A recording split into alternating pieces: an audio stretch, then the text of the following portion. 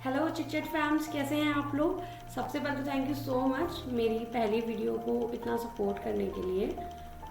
दोस्तों, मैं आपको एक बार फिर से स्वागत करती हूँ मेरे यूट्यूब चैनल चिटचैट पर। मैं हूँ आपकी होस्ट प्रियंका और आज मैं सीएस भारती के साथ डिस्कस करूँगी पजल ऑफ डिविडेंड। तो भारती जी, कैसी हैं Let आप। me introduce me first. Hello friends, I am Bharti Gupta, Company Secretary of Lickless Gasket India Private Limited, and my company is based in Bawal, Rewari. So, Priyanka, let's start. Dividend एक ऐसा puzzle है जो एक professional और एक layman दोनों को समझना बहुत ज़रूरी है। तो भारती जी, इसे प्लीज़ हमारे लिए डिकोड कीजिए। जैसे कि डिविडेंड डिविडेंड का नाम ही बोल रहा है। डिविडेंड का अगर हम हिंदी में मीनिंग देखें ना तो इसका मीनिंग होता है लाभांश। लाभांश का मतलब हो गया लाभ प्लस अंश, मतलब प्रॉफिट का वो पार्ट जो हम अपने शेयर होल्डर्स को देते हैं, that is called dividend. Legally dividend की एग्जिस्टेंस क्या है। Actually, अगर हम बोले तो section chapter 8 of companies act 2013 cover करता है हमारे declaration and payment of dividend को। इसके अंदर बेसिकली सेक्शन 120 123 टू 127 हमारे कवर होते हैं। डिविडेंड की टाइप क्या है और हम इसे कैसे डिफरेंशिएट कर सकते हैं। कंपनीज है interim dividend and final dividend. As the name says interim dividend मतलब मिडल, बीच में। तो जो जो डिविडेंड दो एजीएम के बीच में पे किया जाता है, that is before the closing of financial year, that is your interim dividend. and the dividend which is paid in the AGM of the company, which is declared and proposed in the AGM of the company, that is your final dividend. उसको differentiate करने के लिए मैं एक और point add करूंगी।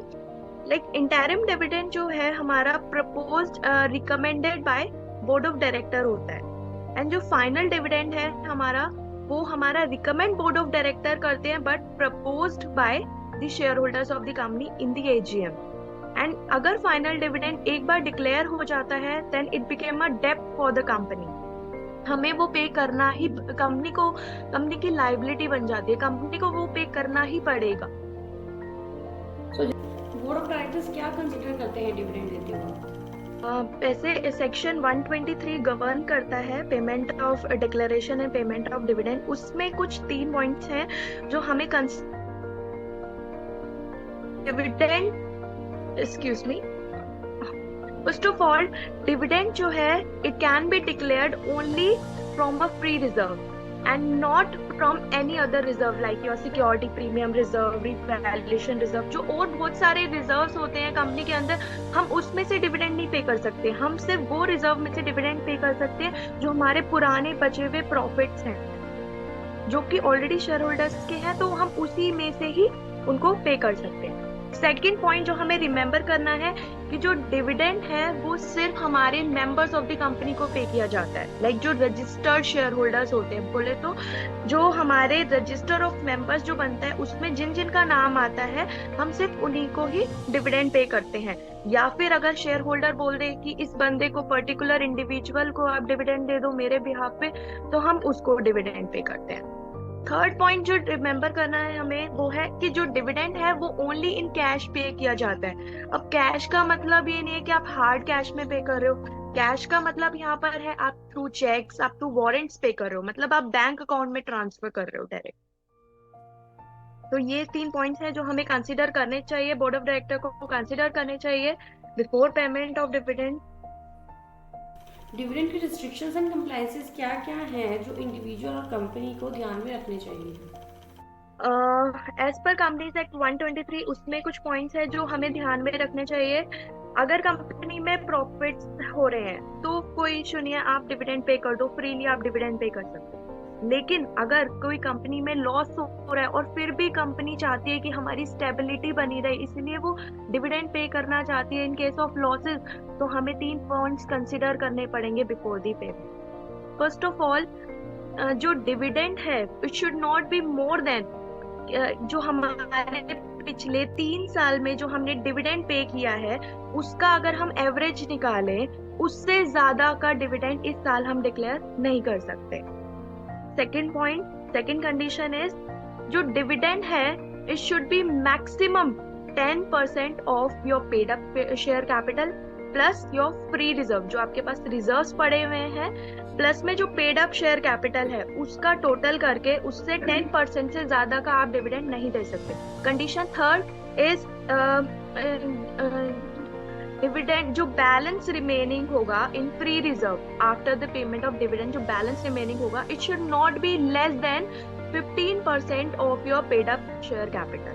तो ये पॉइंट्स हमें याद रखने पड़ेंगे इन केस ऑफ लॉसेस अगर आप डिविडेंड पे कर रहे हो। लाइक अगर एक्सप्लेनेशन के लिए मैं आपको एक एग्जांपल दे सकती हूँ।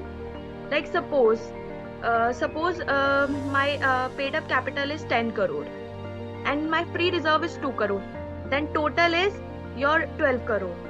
Now if I want to check whether my second condition is set, I have to check both my condition number 2 plus condition number 3. As per condition number 2, maximum dividend we can pay is 10% of paid up capital plus free reserve, that is 12 crore का 10%, that is 1.2 crore हम पे कर सकते हैं as per condition 2. तो as per condition 3 हम लोग के पास जो बैलेंस बचना चाहिए फ्री रिजर्व में, it should not be less than 15% of paid up capital. अब हमारा paid up capital is 10 crore, उसका 15% दैट इज 1.5 करोड़ बैलेंस बचना चाहिए, एंड हमारे फ्री रिजर्व थे 2 करोड़।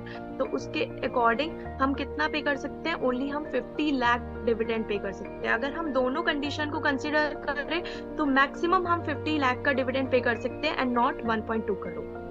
तो ये पॉइंट्स हमें याद रखने चाहिए before the payment of dividend. With an example, okay, late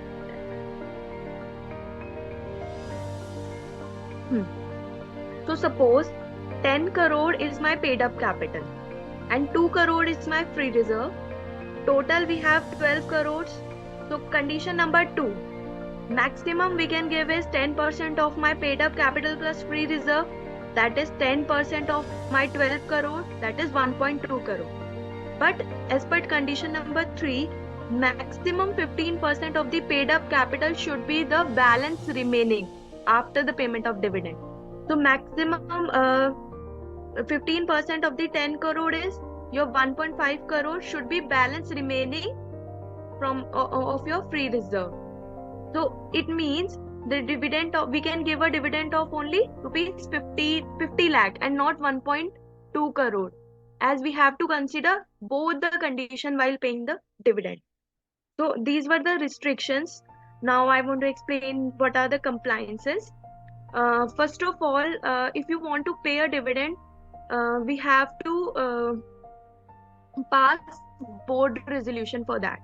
First of all, board will recommend the dividend, and then in case of final dividend, I'm explaining regarding the final dividend.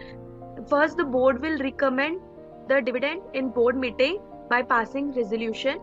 After that, it will be proposed in the AGM by the shareholders of the company. And the disclosure requirement, if I consider the disclosure requirement, in board report we have to disclose the dividend paid by the company, and also in financial statement we have to disclose in reserves and surplus and notes to account. So these were the disclosure requirements of dividend.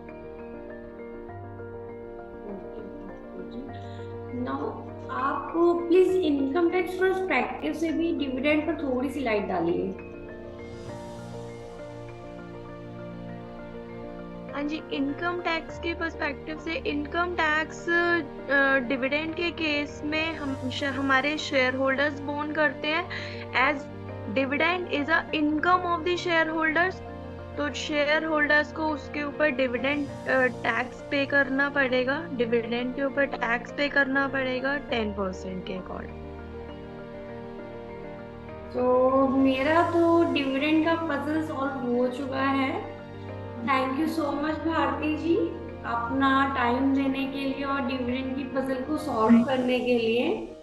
और दोस्तों, अगर आपके भी कोई puzzle के related कोई question है dividend से रिलेटेड, तो आप वो CS भारती से पूछ सकते हैं, मैं उनकी लिंक्डइन प्रोफाइल डिस्क्रिप्शन में डाल दूंगी। Thank you Bharti ji. Thank you Priyanka, thank you so much. Thank you so much Bharti ji अपने टाइम के लिए और हमारे डिविडेंड की पजल को सॉल्व करने के लिए। डिविडेंड का पजल सॉल्व हुआ है तो चैनल को लाइक कीजिए, शेयर कीजिए और सब्सक्राइब कीजिए। तब तक के लिए keep learning and keep chit chatting.